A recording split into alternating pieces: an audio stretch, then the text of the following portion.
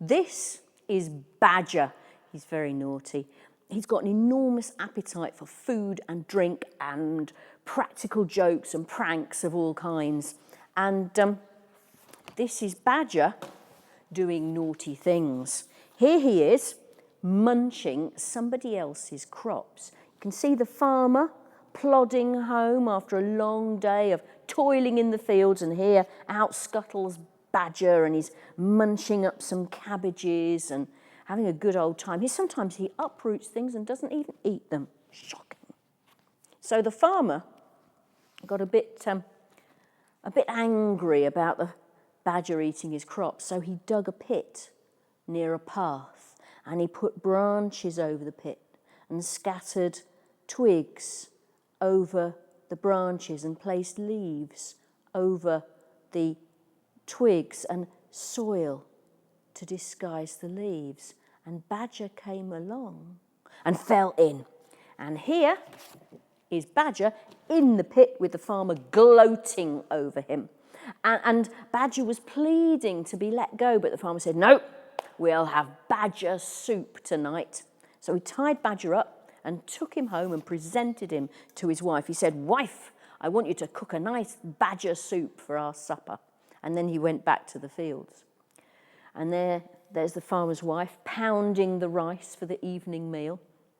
And here's Badger tied up, pleading, oh, my poor legs, my poor legs. And the farmer's wife, who was getting on a bit, she was saying, oh, my poor back, because she was pounding the rice. And Badger said, if you let me down, I could help you pound the rice. I've got really good upper body strength. And the farmer's wife said, oh, I couldn't do that. My husband wouldn't like it. And then Badger said, if you let me down, I'll let you tie me up again before your husband gets home. Should she? Should she untie him? Should she let him down?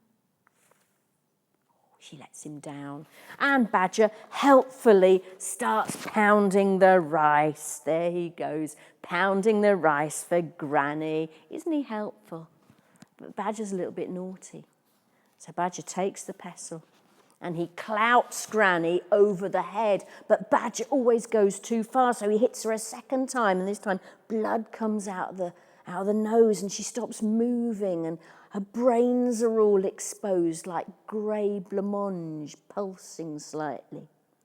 And Badger chops up Granny, and he puts her into the pot, and Badger can shapeshift, so Badger turns himself into the shape of Granny. He puts her clothes on and makes a nice Granny stew. And when the farmer came home at the end of the day, there was his obedient wife, all with a bowl of Badger soup to greet him. And he thought, this is how life is supposed to be. I toil in the fields. I work hard all day. I provide for my family. My good little wife, she cooks for me. I feel good about that. So he drank down the soup. It was delicious. He asked for a second bowl. Lovely meaty chunks. But when he asked for a third bowl, his wife's eyes became yellow and contorted with fury, and she said, you wife-eating old man, look out for the bones in the kitchen. And then she ran out of the door, discarding her clothes. And the farmer looked after her in some confusion, thinking, but that's my wife. Why has she got a tail and hairy bandy legs?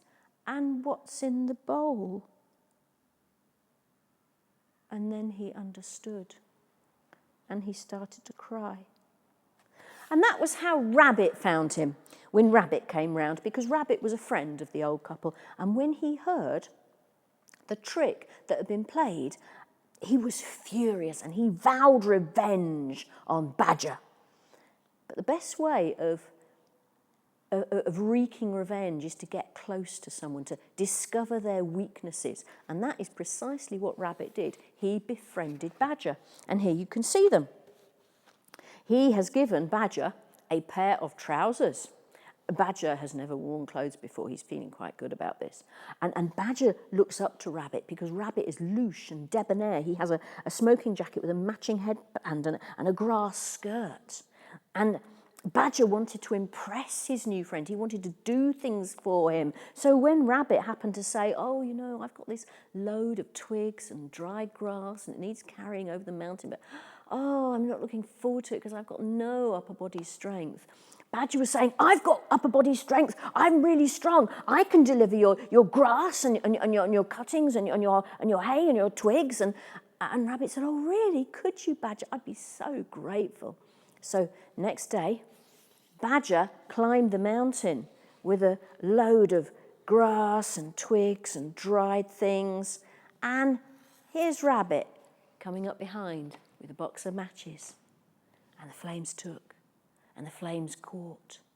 And the dry grass started to crackle. And Badger said, what's that noise?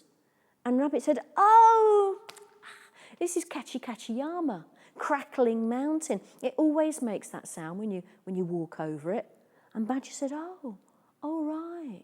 And he carried on walking up the mountain. The flames held, and the flames burnt deep.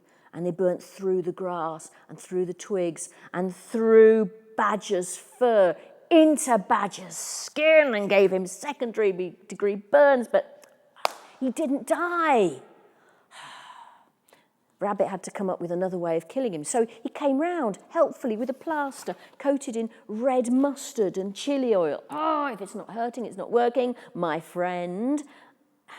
But still, Badger didn't die. And when Badger's burns recovered, Rabbit came round with a gift of sushi, because rabbits are well known for eating fish.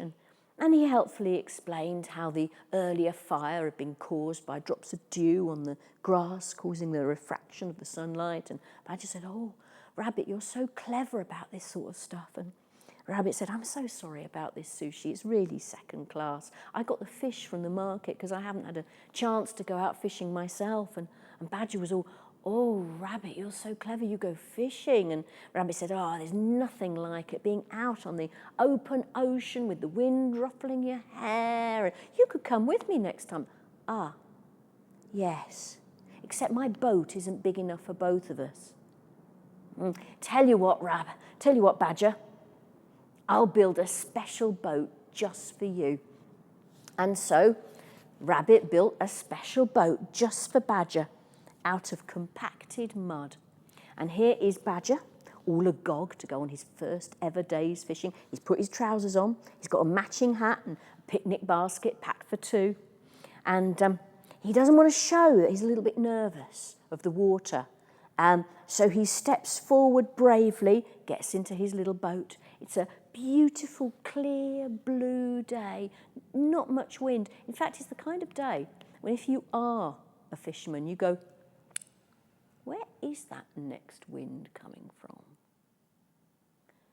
So they set off. And at first, the sea was gentle. They got a little bit offshore. The waves started to get bigger. And Rabbit suggested that they have a race. So they started to row a bit faster. And Badger's boat started to break up. And he said, Rabbit, save me. Help me, Rabbit. I'm sinking. And Rabbit rowed towards Badger. And Badger reached out for the offered oar.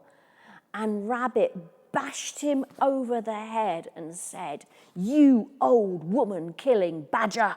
Now justice has been done. And Badger sank beneath the waves. And that particular Badger has never been seen since. But if you play Super Mario, there's a version where there are boats in a harbour, and the boats are made of compacted mud, and they sink if you go too fast. And there is, even today, a railway station in Japan where their motto on the side, on the wall is, our trains aren't made of mud.